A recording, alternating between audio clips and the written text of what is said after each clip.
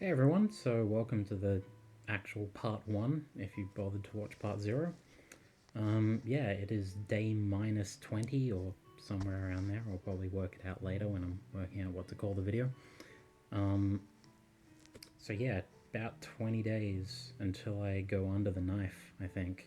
Um, so the first thing that I wanted to talk about really quickly, probably not really quickly because I'll probably gas on like an idiot, as I tend to do. But the first thing I wanted to talk about was almost a disclaimer of sorts. Um, SRS isn't for everybody. That's something I really wanted to point out as really important before I made these videos. Um, this isn't making me a woman, nor is it making me any more of a woman. I was a woman 2 years ago, the moment that I said, "Hey everyone, I'm a woman." The fact that I have a dick has absolutely no impact on my womanhood. It never did, it never will have if I had have chosen to continue to have one. Um, and no one who decides to keep theirs or has to keep theirs is any less of a woman either. Um,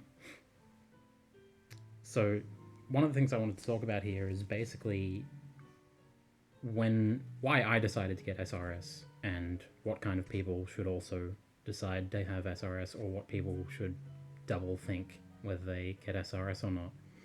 So, in my opinion, this is all just conjecture. So, don't take this as medical gospel. It's certainly not any established theory or anything. But in my opinion, when it comes to genital dysphoria, there are three different kinds. There is aesthetic dysphoria, there is functional dysphoria, and there is societal dysphoria. So, aesthetic is when you just don't like how it looks. You look at yourself and you want to fucking throw up. You think it's disgusting and horrible and awful and you need to be rid of it. Functional dysphoria is when the actual acts of using your genitals, whether it's for urinating or sexual intercourse or just the sort of physical presence of it being there, causes you distress or dysphoria. And the third is societal dysphoria, and that's the big one I want to talk about because societal dysphoria is basically when what your genitals are and the way that the public perceives you because of them cause you dysphoria. And I'm not saying that that's a lesser dysphoria. It's definitely no less pleasant of a sensation. It's no less of a devastating sensation. Um, but societal dysphoria is one that is probably better remedied by just sort of body positivity, introspection, counseling, all that kind of stuff, and just talking to your friends and finding support groups. Um, because if you don't have dysphoria from how you look or how it functions, um, there's really nothing stopping you from just being happy with yourself other than society, which is garbage, but something much better, more effectively, and more cheaply fixed through other methods. So if your reasoning for getting SRS and why you're checking out this video and thinking, I don't know, is it for me, is just that you feel like shit when you go to the beach and people look at you like a freak. Again, not discounting that, but there are better ways to deal with it. So for me personally, I do get a bit of societal dysphoria, but not much because I generally think that people who have a problem with me can go fuck themselves. Um, but most of my dysphoria is functional, which kind of puts me a bit separate from a lot of trans women. At least in my personal experience, most trans women have had a lot of dysphoria in regards to how they appear, and how it looks. They look in the mirror and just fucking detest what they see. Um, Whereas I'm actually pretty okay with how I look. Um, I I think I look pretty good with a dick.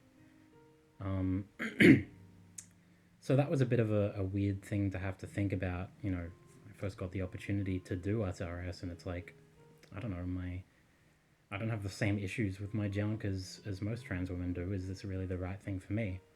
But I have really bad physical or functional dysphoria. Um, I cannot stand the idea of anyone like You know, the idea of anyone going near my genitals with any degree of eagerness or lust or like just attraction to that, like I can kind of offset it a bit if I really establish that someone is like, 100% respectful of my boundaries and my limits. And when I say that's enough, their fucking hands or whatever body part are off. But yeah, for the most part, not something I'm super happy with. So yeah, I made the decision that SRS is for me. Um, I'll have the entire audience of YouTube there to find out if I have made a terrible mistake. I'm pretty sure I haven't, but hey, that'd make for good entertainment, wouldn't it?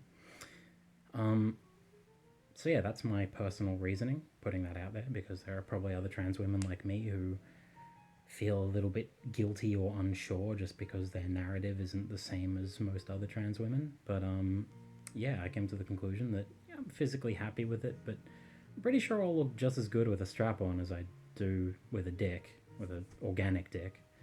Um, so that'll be fine. Um, and I do enjoy fucking people on occasion, but only to watch them squirm. To be totally honest with you, stimulation wise, there's nothing going on. So again, there's kind of nothing that can't just be remedied by some silicon.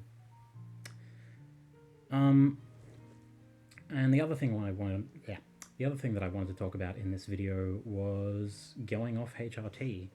Um, that's something that you have to do for SRS, and it's a bit of a tough experience for a lot of girls. Um, I've been off it for like 4 days now, I think, and the effects are just now starting to kick in. Funnily enough, my libido hasn't really changed. Obviously, it changed when I first started HRT, and we'll see if that changes more throughout this break in it. But it's still at that point where, rather than the sort of testosterone libido of like, well, I'm horny now, gotta fuck. It's more just a general sort of this is the same as when I'm on HRT, but I just get fucking horny as hell if if someone gets me going, and if they don't, there's nothing. My mind will stray to sex, but not in an I want to have sex sort of way, if that makes sense to you. Um, but yeah, that's sort of what I've experienced of estrogen libido, and that's kind of where it still is. My nipples went back to their pre HRT size over the span of like 24 hours. That was a really quick change, and I'm not too happy with it, but they'll go back to how they were before. Um, I'm gonna have to not be on HRT for the entirety of my recovery, so we'll see how that goes. Um, but yeah, the last change I wanted to talk about is the the sort of little changes that a lot of people either don't recognize or just sort of don't see coming.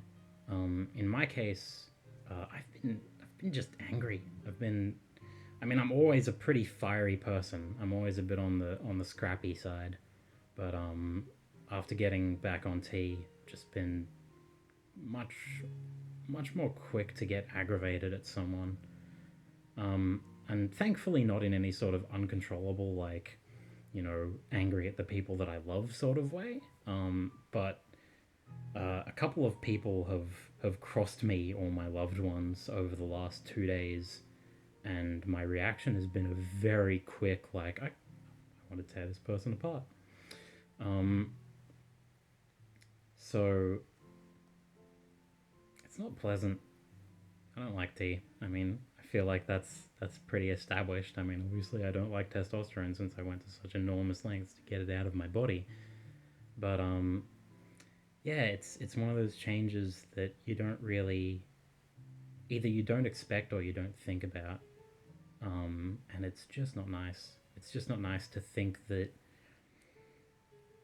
It's not nice to be reminded that for such a long period of your life you were not yourself, and it's also not nice to be reminded that simply by being denied your morning pills, you can go back to that in the span of 3 days.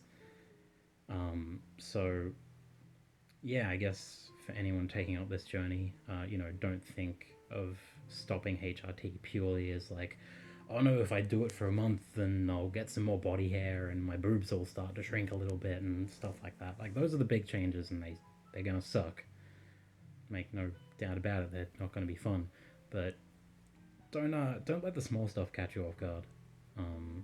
Just been more angry, bit more, just a bit more testy, and yeah, I don't know. I mean, a lot of people say like as soon as they get on HRT, like I feel completely different. Everything has changed, and I'm sure that some of that is placebo, but certainly there is a degree of like your entire chemistry shifting when you change hormones that's undeniable and feels really good when you find yourself on the right hormones, and really bad when you find yourself off them. So don't underestimate that effect, because currently I don't feel sick or anything, but I just feel like I have to monitor myself to not become something other than myself, and bleh, yuck. Oh, everything will be worth it in the end. All right. Well, that was day minus 20 or whatever dealt with. I'll see you guys next time.